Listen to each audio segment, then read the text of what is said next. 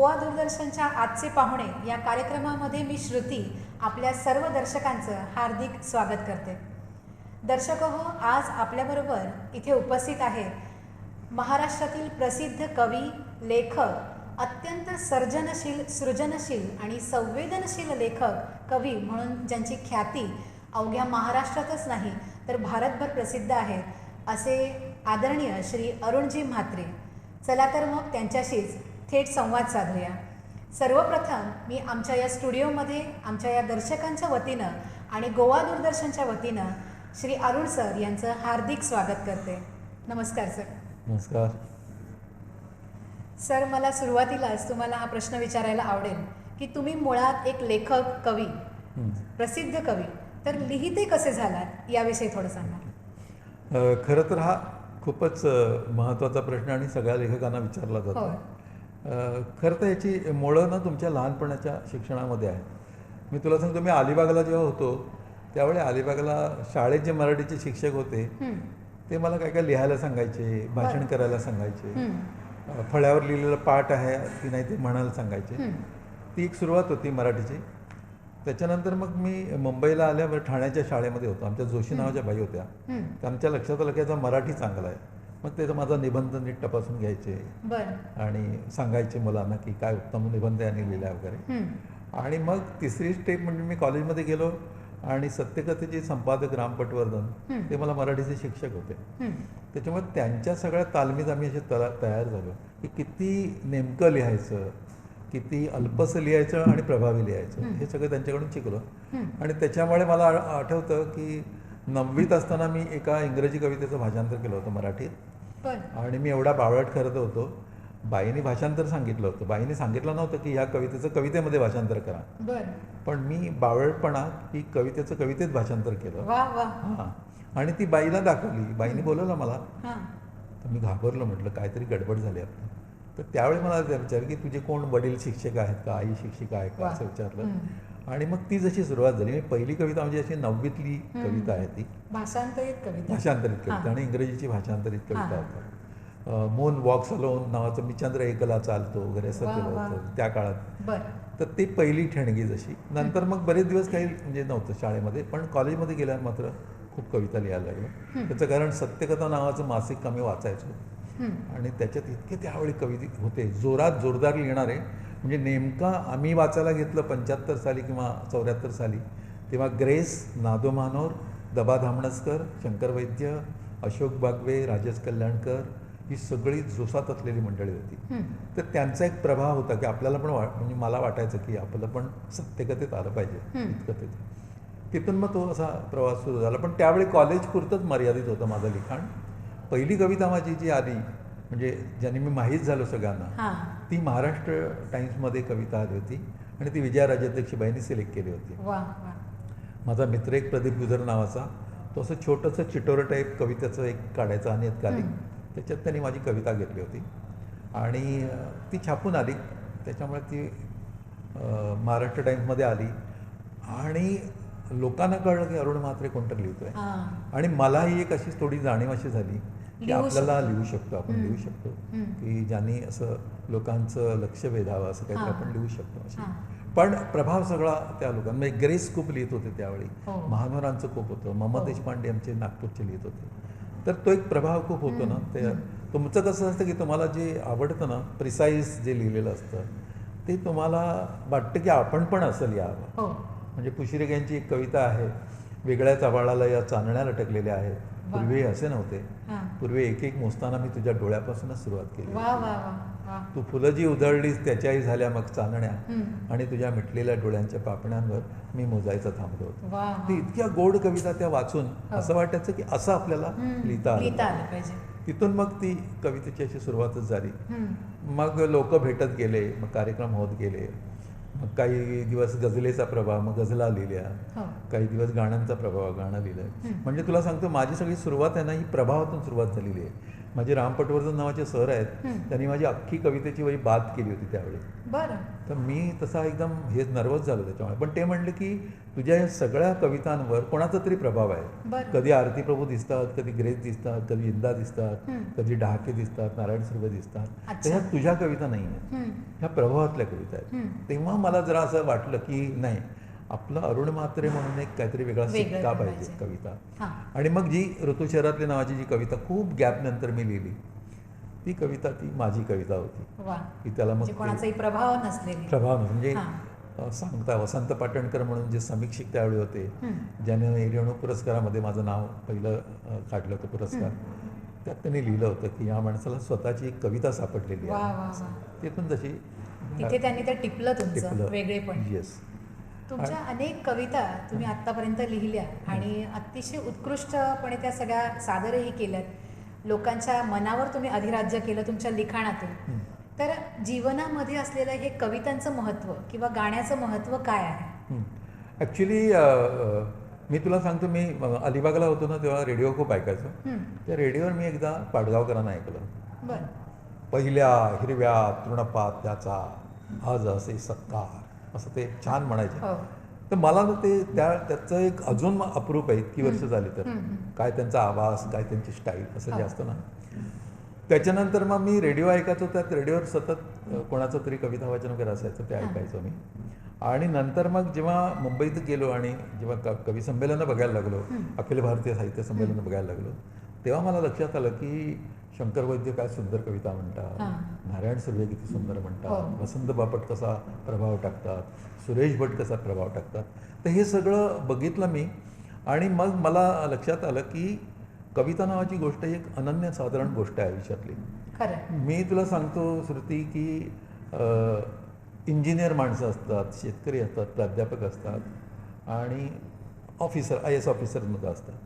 तर या सगळ्यांचं जीवनाविषयी जे आकलन असतं ना, ते आपण एकत्र केलं की ते कवितेचं आकलन होतं. इतकं मला मोठं समग्र वाटतं. समग्रतेनं म्हणजे मी नेहमी असं सांगतो स्वतःला की तू कवी असलास तरी तू शेतकऱ्यांच्या जाणवणारा माणूस पाहिजे. तुला कामगारांचं दुःख कळलं पाहिजे, तुला बाईचं दुःख कळलं पाहिजे, तुला गावचं दुःख कळलं पाहिजे, तुला शहराची सगळी घुसमट कळली पाहिजे. ती संवेदनशीलता सगळ्या क्षेत्रातली आहे, ती मला कळते. म्हणजे अगदी राजकीय पटावर तुला सांगतो की मोठे मोठे राजकारणी असतील, ते खूप मोठे पॉप्युलर पण असतील, पण त्यांच्या मागे जर का एखादं असं अस्वस्थ मन असलं, सल असतो की आपण हे करू शकलो नाही, हे जमलं नाही आयुष्यभर आपल्याला, तर ते सुद्धा मला असं वाटतं की कवितेचा विषय आहे तो. त्याच्यामुळे कविता जे सगळं कवेत घेते ना, ते खूप अफाट असं विश्व आहे. म्हणजे नारायण सुर्वे एका ठिकाणी म्हणतात की पृथ्वीचा आकार केवढा, तर ज्याच्या त्याच्या डोक्या एवढा, असं ते म्हणतात. तसं कवीच्या बाबतीत आहे की कवीच्या सगळ्या कल्पनांचा किंवा ह्या विश्वाचा आकार कुठला. तर मला असं वाटतं की सगळं जगणं एक, जगणं ब, जगणं क, जगणं असं सगळं जे असेल ते सगळं घेणं समावेशक ते कवितेत येतं असं मला वाटतं. त्याच्यामुळे कवितेचं खूप मोठं मोल आहे. नामदेव ढसाळ एक बाजू मांडतो, मर्ढेकर एक बाजू मांडतात, इंदिरा संतांच्या कविता वाचल्यावर एक वेगळं विश्व तुमच्या हाताला लागतं. प्रत्येकाची शैली वेगळी, शांत शैली वेगळी आणि जगणंच वेगळं. म्हणजे नामदेव ढसाळचं जगणं वेगळं, नारायण सुर्व्यांचं जगणं वेगळं, ग्रेसचं जगणं वेगळं, आमच्या वसंत बापटांचं किंवा पाडगावकरांचं जगणं वेगळं. प्रत्येकाच्या जगण्याचे असे काय हे पडतात पद्धती. त्याच्यामुळे हे सगळं समग्रतेने वाचलं म्हणजे मला तर असं की आता गोव्यात मी आहे, तर मला नेहमी असं वाटतं की गोव्यातली कविता आहे ना, बोरकरांची कविता, शंकररामणींची कविता, विष्णुसूर्या वाघची कविता, नरेंद्र बोडकेची कविता, सुदेश लोटलीकरची कविता आणि मग छोटी छोटी सगळे कवी आहेत, त्या सगळ्यांची कविता मिळून गोवा असं एक गोव्याचं चित्र मला दिसतं. आणि एकूण मग मराठीमध्ये गोव्याचं प्रतिनिधित्व काय, तर ते ह्या लोकांची कविता कळली की तुम्हाला गोवा कळला.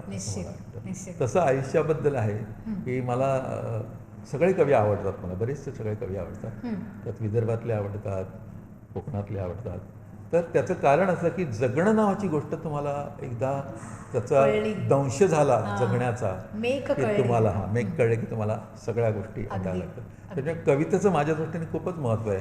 एक काळ असा होता की ही कविता काय दुर्लक्षित करायचो मी, फक्त चांगली कविता गाऊन म्हणतात म्हणून मला आवडायची वगैरे. पण नंतर मला लक्षात आलं की ह्याच्यामध्ये खूप लाईफ असं भरलेलं आहे. आणि मला असं वाटतं तुमच्या अनेक कविता तुम्हाला चालीत सुचतात. येस, त्याविषयी थोडं सांगा. तर हा खरं तर आता काय म्हणजे आमच्या घरामध्ये थोडंसं गाणं होतं. आमच्या आजोबा जरा नाटकातले होते. आणि माझी आई होती ती सेवादलात होती, राष्ट्रसेवा दलामध्ये होती. अच्छा. तर तो जो काळ होता ना स्वातंत्र्यपूर्व, ज्याच्यात आमचे आई वडील सगळ्यांना मोठे झाले, तर त्यांच्यावर हा सगळा गाण्यांचा प्रभाव होता. म्हणजे शिंगपुंकले रणी वाजतात चौघडे, सज्ज वाचला चला सैन्य चालले पुढे, ही आई म्हणत असेल.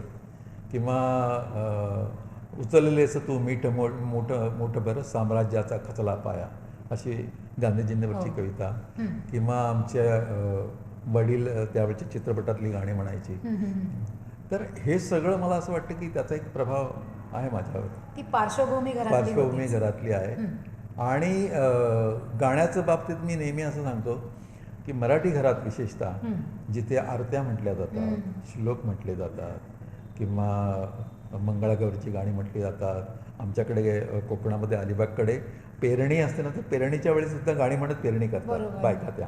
तर ते फार गोड असतं सगळं. तर ते त्याचा एक प्रभाव आहे ना, तो प्रभाव खूप माझ्यावर आहे असं मला वाटतं. सेकंडली हिंदी गाणी मी खूप ऐकली. मराठी आणि हिंदी गाणी एवढी ऐकली. गावी त्यावेळी दुसरं मनोरंजनाचं काही साधन नव्हतं. रेडिओ ऐकायचं म्हणजे 11 वाजल्यापासून रात्री 11 वाजेपर्यंत रेडिओ. त्याच्यामुळे मी इतकी हिंदी गाणी ऐकलेली आहे. तर अनेक माझ्या कवितांवर हिंदी गाण्यांचा प्रभाव आहे. म्हणजे आता एक नुसतेच दिवे जळतात, नुसतेच हात हलतात, नुसत्याच मुक्या भिंतीना सावल्या तुझ्या छळतात. आता हे मी गाणं म्हणून म्हटलं किंवा कविता म्हणून लिहिली, पण नंतर माझ्या लक्षात आलं की याच्यामध्ये लहरो पे लहर उल्फत है जहां ह्या गाण्याचं हे आहे. तसं मग नंतर एका ठिकाणी तू रचलेल्या तटापलीकडे मी कमळांच्या कवेत झुरतो, समजावणीच्या नदी आडणी अनाथ माझे हे तू स्मरतो, तू रचलेल्या तटापलीकडे. माझ्या लक्षात येतं हे की होश वालो ते गाणं जिंदगी क्या चीज आहे, त्यातली सुरावट आहे ती बरोबर ह्याच्यामध्ये आलेली आहे. आणि आणखीन पण बरी आहे. म्हणजे पहिलं माझे जे पहिली कविता मी जी गाऊन म्हणायला लागलो ती होती, हे कुठले रस्ते आपण घडवित जातो, वळणावर कुठली वळणे दडवित जातो, जरी सूर्य सांगतो दिशा नव्या सोनेरी, हा चंद्र कोवळा पाऊल अडवित राहतो. मस्त. तर हे मला असं वाटतं की आपण भजनं सगळे म्हणतो ना, त्याच्या एक तारीचा सगळा प्रभाव आहे तो त्याच्यामध्ये आलेला आहे. बरोबर. आता आणखीन एक गंमत म्हणून सांगायचं तर ते दिवस आता कुठे नावाची एक कविता मी आता म्हणतो, ती खूप पॉप्युलर आहे. पण ती कविता मला सुरुवातीला सुचली तेव्हा ती गुलाम अलीचं चुपके चुपके रात दिन आहे असू बहाना याद आहे त्याच्यावरून सुचलेली. त्याचा मीटर तो आहे.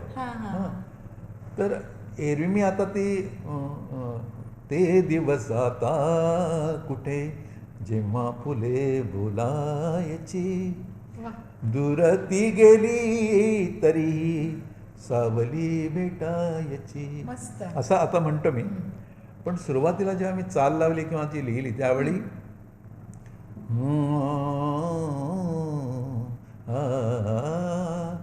असं ते गुलाम अली गातो ना, त्या पद्धतीनं ते दिवस आता कुठे जेव्हा फुले बोलायची, दूर ती गेली तरी सावली भेटायची. तर तो एक सोर्स होता की तिथून मला ते गाणं स्फुरलं आणि मग ते म्हणायला लागलं. लोक म्हटली पण तू त्या चुपके चुपकेमध्ये म्हणू नकोस, कारण लोक चालच ऐकत राहतात, मग तुझ्या कवितेकडे लक्ष लागत, शब्दांकडे लक्ष येत नाही, तू तुझ्या चालीत म्हण. आणि मग मी ती माझ्या चालीत म्हणतो. मग अनेक कविता मला आता असं एकदम कार्यकारण नाही, पण मी तुला सांगतो महाराष्ट्रातले किंवा जगातले सगळे संगीतकार आहेत ना, हे सगळा अगोदरचा सगळा प्रभाव घेऊन करत असतात. कुठल्याही संगीतकारांनी अगोदरची गाणी ऐकली नाही असं होत नाही. त्यांनी ते ऐकली असतात, त्यातला प्रभाव घेऊन एखादा माणूस त्यातलं चांगलं घेऊन किंवा त्याला असं मनामध्ये त्याच्यावर खूप प्रभाव टाकणारं जे असतं ते लक्षात राहिलं, रजिस्टर झालेलं असतं त्याच्याकडे, तो ते वापरतो. तसं मग मी कुठली पण कविता आता जे म्हणतो की त्या विशिष्ट काहीतरी चालीत येते, पण मला असं कोणीही समजा 4 ओळी, म्हणजे आज आता मी विष्णू सूर्याबागची कविता म्हणणार आहे, तर त्याची कविता ज्या मीटरमध्ये आहे ना ते आपल्याला सुचतं ना, ते आपल्याला या मीटरमध्ये म्हणायला पाहिजे. ती साधता येते ते आपल्याला. म्हणतात. तर म्हणजे मी वसंत सावंतांच्या कवितांना चाल लावलेली आहे, सुरेश भटांच्या कवितांना चाल लावलेली आहे, मोहम्मद देशपांडेंच्या कवितांना चाल लावलेली आहे. असे एक प्रयोग चालू असतो प्रयोग. पण ते गाण्याचा तुमच्यावर जो प्रभाव आहे ना, म्हणजे ते आता पाडगावकरांच्या शब्दात सांगायचं तर गाण्यात सर्व माझे इमान आहे, ज्याचे खरे न गाणे तो बेईमान आहे. तर हे गाण्याचं जे सगळं आहे प्रभाव तो माझ्यावर खूप आहे असं मला निश्चित निश्चित. तुमचं बालपण किंवा आधीचा सगळा काळ तुम्ही अलिबाग इथे घालवला बरोबर. आणि त्यानंतर मग तुम्ही मुंबईला स्थायिक झालात. तर तिथे असलेल्या सगळ्या ज्या काही गोष्टी आहेत, भौगोलिक स्थिती आहे, तिथल्या तुमच्या त्या सगळ्या वस्तुस्थितीचा तुमच्या कवितांवर प्रभाव होता. अगदी आजूबाजूच्या वातावरणाला अनुषंगून निसर्गावर आधारित अशा तुमच्या कविता होत्या. आणि मुंबईला आल्यानंतर सद्यस्थितीला धरून किंवा तिथल्या ज्या तुमच्या नजरेने टिपलेल्या गोष्टी बरोबर. तुमच्या कवितेत उतरायला लागल्या. बरोबर. तर त्यातला बदल किंवा त्याविषयी थोडं सांगा. ॲक्च्युली मी गावी होतो त्यावेळी तू म्हणते त्याप्रमाणे श्रावण मासे अर्शमानसे प्रबळ जाटे चोहीकडे, किंवा उठा उठाची उताई सारीकडे उजाडले, किंवा अगदी आमच्या ह्यांची जी कविता होती देवा तुझे किती सुंदर आकाश सुंदर, हे सगळ्या ह्या कविता होत्या, याचा प्रभाव होता. त्याच्यामुळे गावाविषयी लिहिताना मी आभाळ निळे फडफडते माथ्यावरती आणि खाली तुझे हे आभा समज चकवती, ही हिरवी शाई वंदराळीची पळते, ही वाट तांबडी गतजन्मावर वळते, हे शेत सांगते खूण पिकांवर येणाऱ्या पक्ष्यांची, अन तळे पाहते वाटा आतल्या कमळाच्या पक्षाची, हा शुभ्र बापुडा पिंजण कापूस चंद्रकडानी सजला, हा माळ होवनी उत्कट पाणी झेलायला बसला, शेतात लावले दिवे उभ्या कणसांचे, वाऱ्यावर हलती मोती चंद्रमण्याची, रस्त्यात राहुनी उभी अडवते सकाळ वळणावरी, पक्षाने तिजला हळू उचलले उन्हाळ किरणांवरी, ही अजून आहे वेळ निरागस माणूस नाही कोठे, हे गावचं वर्णन आहे. ही अजून आहे वेळ निरागस माणूस नाही कोठे, हा तरंग कसला माणुसकीचा तळ्यात माझ्या दाटे, मी पळत चाललो धूम सोडून गवत गोजिरे गाव, मी पळत चाललो धूम सोडून गवत गोजिरे गाव, आणि वहीत माझ्या तसेच शिल्लक शाळेमधले डाव, वहीत माझ्या तसेच शिल्लक शाळेमधले डाव. सुंदर. तर ती ही सगळी रचना जी आहे ना, ती माझं अलिबागचं घर, पाठीमागचा डोंगर, ते सगळं ती पार्श्वभूमी, लाल रस्ते, अशी ती सगळी पार्श्वभूमी, त्यातून सगळं ते आलेलं आहे. नंतर मुंबईला गेल्यावर मात्र मला लक्षात आलं, प्रत्येक कवीच्या लक्षात येतं ते, म्हणजे मी आरतीप्रभूंचं वाचलंय, मी शरद साटम नावाचे कवी आहेत त्यांचं वाचलंय, अनेक कवींचं वाचलंय, अगदी नायगावकरांचं वाचलंय. की गावी असताना वेगळं आणि मुंबईला असताना वेगळं, वेगळीच वोकॅब्युलरी होते तुमची, वेगळीच सृष्टी होते, जीवन पद्धती बदलते. आणि सगळ्यात जाणवतं म्हणजे आपलं गाव हरवलं, ही जी खूप मोठी जाणीव असते. म्हणजे जे रस्ते मी बघितले, जी धूळ बघितली, जे हिरवेगार सगळा पट्टा, तो नाही मुंबईत ना. मग मी मुंबईत जी पहिली कविता लिहिली इतकी कोरडी लिहिली, म्हणजे मला सगळेजण म्हणतात की कुठून आला हा कोरडेपणा एकदम, तर तो त्या शहराच्या सगळ्यात. ऐका, खिडक्यांच्या गजांवर एवढंही आभाळ नाही, माणसं पंख तुटल्यागत बिरबिरतायत पहाटेपासून, रस्ते आकाशस्थ इथून तिथून निघून संपतच नाहीत कुठेही, शहरातले ऋतू बहरतात निवळतात रस्त्यातच, शहरातले ऋतू बहरतात निवळतात रस्त्यातच, अजस्र प्राणांच्या अवशेषांवर कावळ्यांच्या झुंडी बसल्यावर रान थरारते, तसे रस्ते थरारतात. ते काय, वारा वृत्तपत्रांच्या गठ्ठ्यातून वाहतो, इथे फुलांना बातम्यांचे वास येतात, वारा वृत्तपत्रांच्या गठ्ठ्यातून वाहतो, इथे फुलांना बातम्यांचे वास येतात, देवघरात बसून देवालाही फुलांचीच काळजी लागली, ऊन पाऊस दिवस रात्र आणि संधी प्रकाश संध्याकाळचा यांनी ॲडव्हर्टायझिंग कंपन्यांची वार्षिक करार करून ठेवला आहे, यांनी ॲडव्हर्टायझिंग कंपन्यांची वार्षिक करार करून ठेवला आहे. आता कचेऱ्यांवर धडधडते ऊन किंवा कोसळतो पाऊस, तेव्हा उमटतो एखाद्या रंगाचा रेघोटा आणि आत्मग्लान किड्यांसारखा तो रंग सारं शहर कुरतडत निघतो माणसांच्या बेळाबेळात, बापरे, माणसांच्या बेळाबेळात. तर ही जी आता तुमच्या लक्षात आलं असेल, माझ्या प्रतिमासृष्टीत बदलली, माझे शब्द बदलले, माझ्या सगळ्या आशय बदलला आणि धारच आली, काहीतरी वेगळीच धार आली. जे मी आभाळ नळे फडफडते माथ्यावरती याच्यामध्ये जसा लिरिकल होतो ते सगळं लिरिकल पण गेलं माझं. तर हा एक खूप मोठा फरक होतो, म्हणजे शहराचा फरक आहे. आणि याच काळात मला आठवतं मी डहाके वाचले, नामदेव झसाळ वाचले, गुरुनाथ दुरी वाचले, मम देशपांडे वाचले, विलास सारंग वाचले, दीपू चित्रे वाचले. तर त्याचा एक प्रभाव असा आहे की बदललंच माझं सगळं. म्हणजे आपण म्हणतो ना की गावाकडून एक छान सुंदर स्वप्न घेऊन गेलो होतो मी, हिरवं स्वप्न डोळ्यात, ते गेलंच. बरोबर. म्हणजे ते वेगळंच वास्तव समोर वेगळंच आलं. वास्तव समोर. म्हणजे असं गंमत म्हणून एक कविता म्हणतो, प्रेमाची कविता अशी वाटते पण खरं तर ती या सगळ्या पार्श्वभूमीची कविता आहे की तू पहिल्यांदा भेटलीस ते दिवसच पावसाळी, बरं. की स्वतःबरोबर आकाश रित करणारा हा पाऊस सोबत घेऊन यायची तुझी जुनी सवय. वा.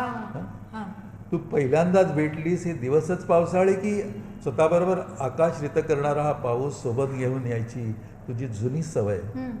काहीच आठवत नाही, काहीच आठवत नाही, इतकंच लख्ख जाणवतं की कुठून तरी वीज कोसळली, बरं.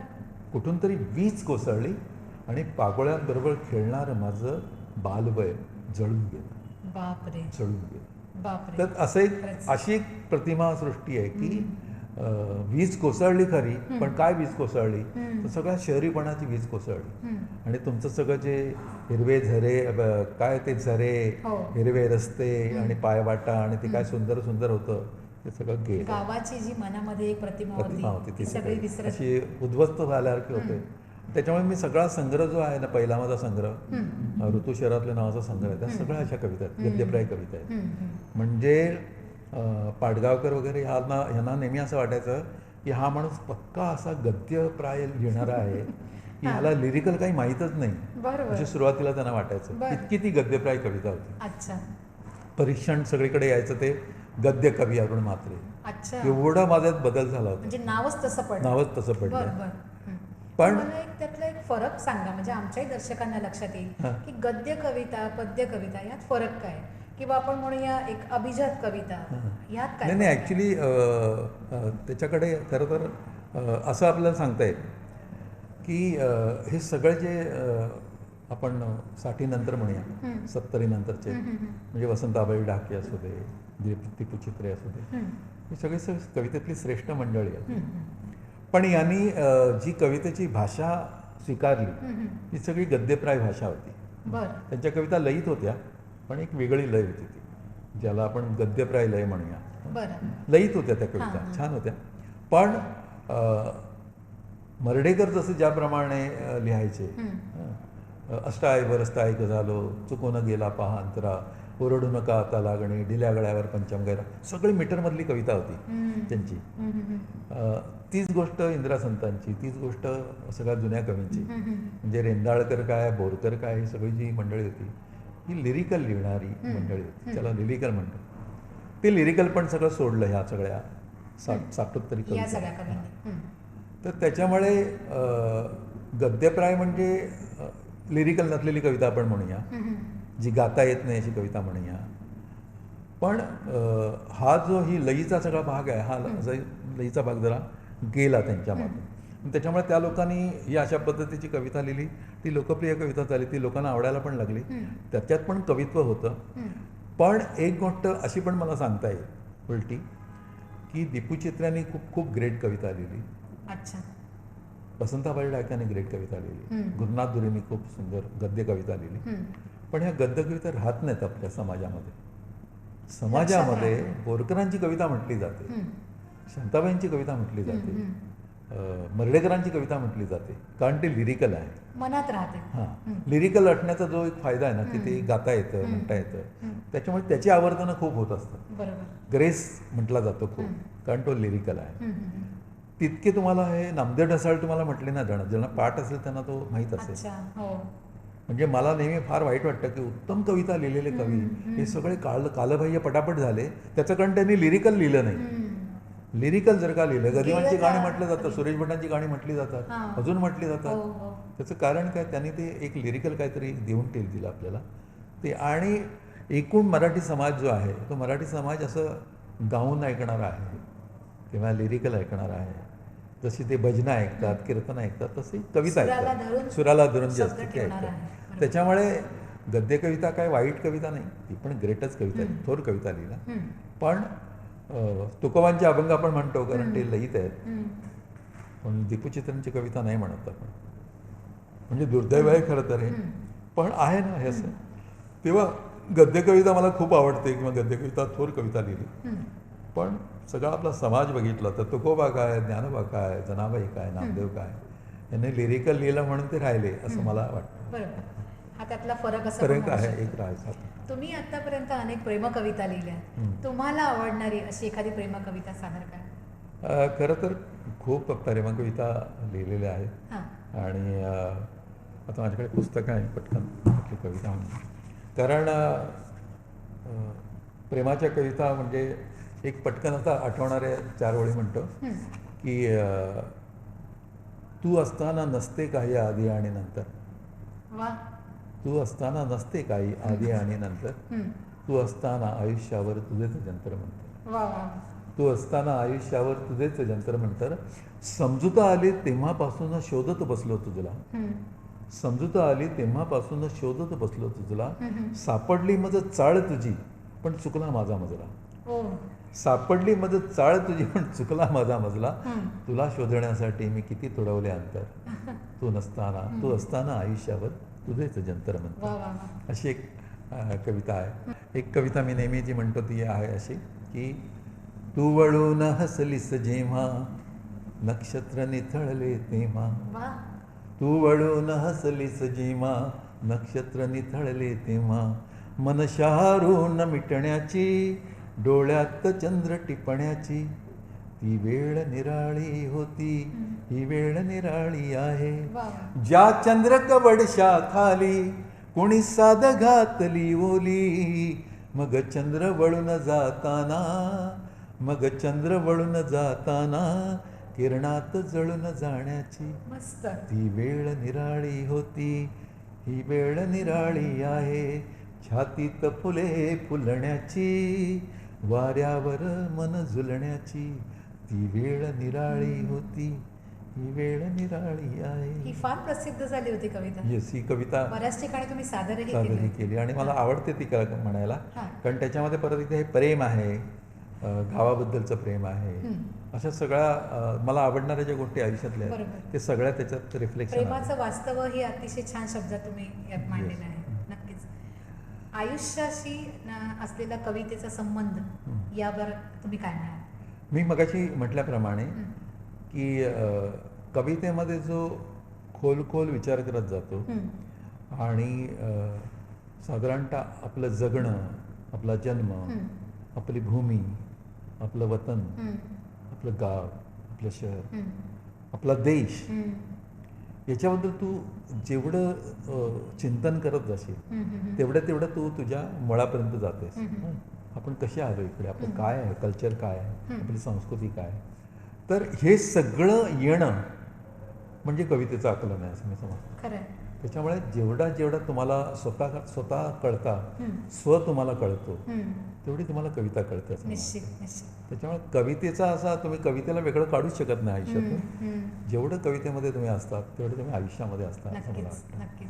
आणि हा सगळा मला वाटतं आयुष्याचाच सार या कवितांमधून येत अगदी असतो. अगदी. आणि बऱ्याचदा दर्शक असं म्हणतात, वाचक असं म्हणतात की तुमच्याही कवितांवर कुठेतरी शंकर रामाणींचा, बाबू बोरकरांचा एक प्रभाव आहे. तर म्हणजे त्यांच्या वाचनातूनच हा आला असेल.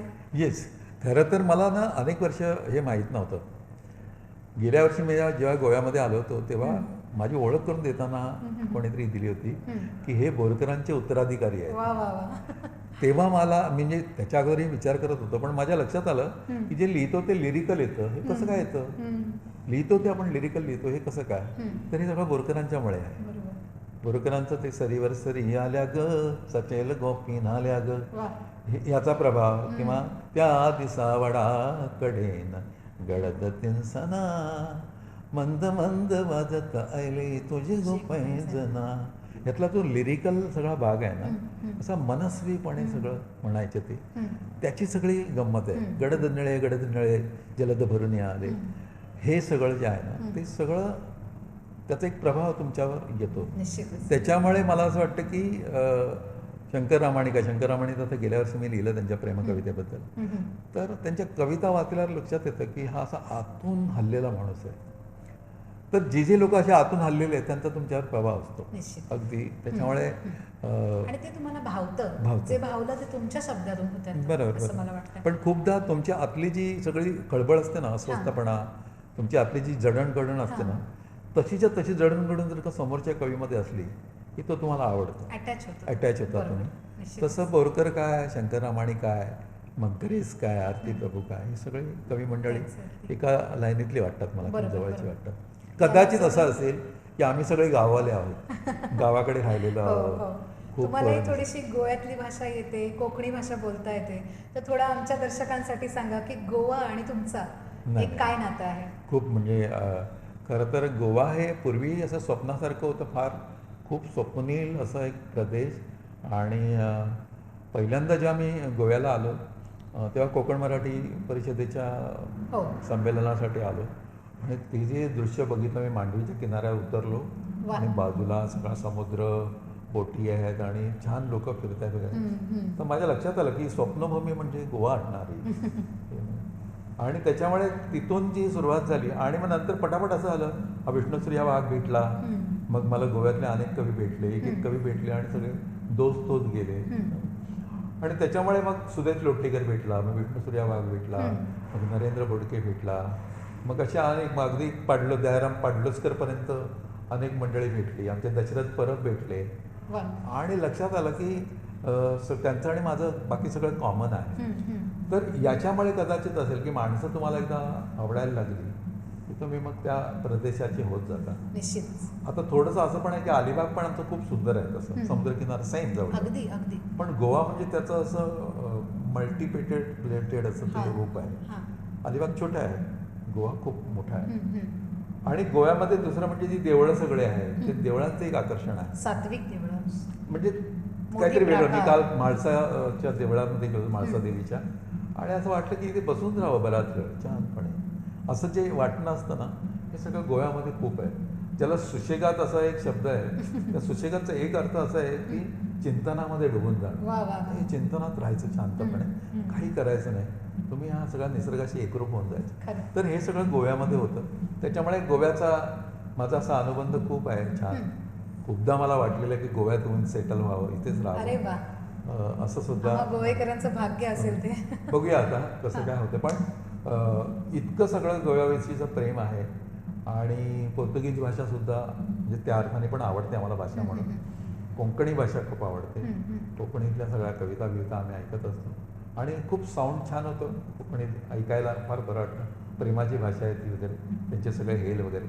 तर गोव्याचं आणि सगळ्या महाराष्ट्राचं खूप जवळचं नातं आहे.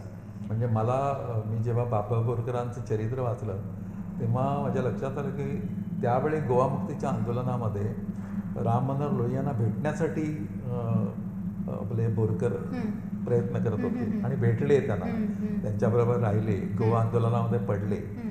तर मी आता राष्ट्रसेवा दलामध्ये होतो आणि एका विशिष्ट विचारसरणीचा आहे, त्याच्यामुळे ह्या विचारसरणीच्या अंगाने सुद्धा मला असं वाटतं की माझा गोव्याशी अनुबंध आहे. बॅरिस्टर नाथपै जरखा ह्या आंदोलनामध्ये होते, मग आमचे सुधीर फडके पण आंदोलनामध्ये होते, मग राम मनोहर लोहिया पण होते. तर मग मी सुद्धा नसलो त्यावेळी तरी मी होतो त्या आंदोलनामध्ये. गोव्यामध्ये आल्यावर एक आणखीन एक आनंद असा आहे की आता मी समजा गाऊन कविता म्हटली तर जगभरात जी दाद मिळते ना त्याच्यापेक्षा गोव्यामध्ये जास्त दाद मिळते. त्याचं कारण काय, इकडची मंडळी संगीतामधली पण आहे, केवळ कवितेमधली नाही. कविता आणि संगीत हे दोन्ही इथे गोव्यामध्ये असं एक.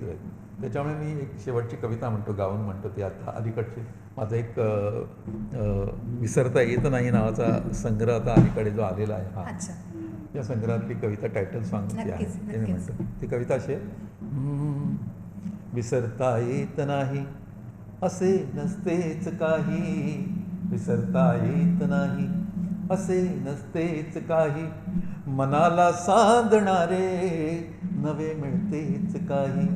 विसरता येत नाही असे नसतेच काही, मनाला साधणारे नवे मिळतेच काही. चुकाना टाळताना किती केली हुशारी, चुकाना टाळताना किती केली हुशारी, नवे दिसताच कोणी पुन्हा चुकतेच काही वा, वा. मनाला सांधणारे नवे मिळतेच काही. खूप प्रेमकविता लिहिल्या आपण, जुन्या कवीने लिहिल्या, बोरकरांनी लिहिल्या आणि आम्ही पण लिहितो. ही कविता का संपत नाहीत प्रेमकविता?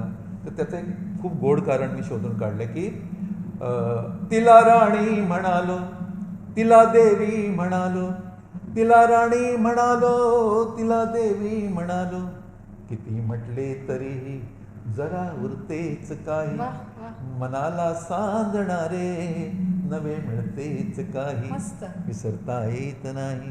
इतकी वर्षे कविता लिहिल्या. काय केलं आम्ही?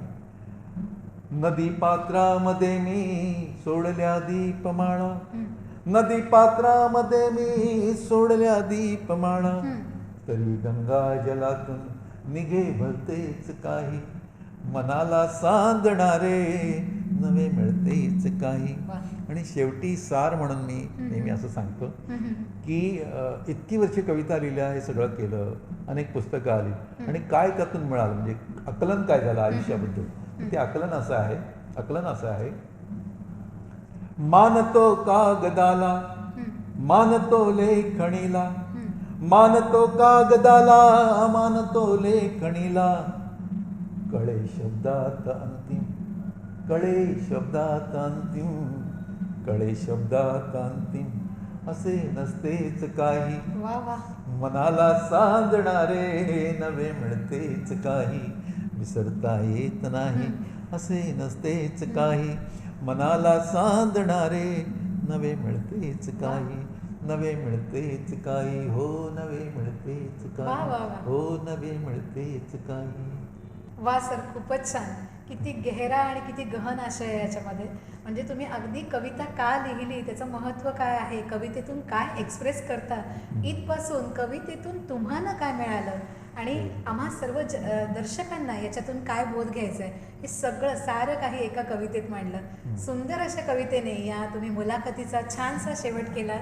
आज तुम्ही इथे आलात, तुमच्या सगळ्या या व्यस्त शेड्यूलमधून वेळ काढलात आणि गोवा दूरदर्शनसाठी मुलाखत देण्यासाठी इथे उपस्थित झालात. आपले खूप खूप मनापासून आभार सर, आम्हा समस्त दर्शकांच्या वतीनं आणि गोवा दूरदर्शनच्या वतीनं आभारी आहे. मी पण सगळ्या गोव्याच्या माझ्या रसिकांना, काव्यरसिकांना, कलारसिकांना सगळ्यांना अभिवादन करतो आणि देव भलं करो.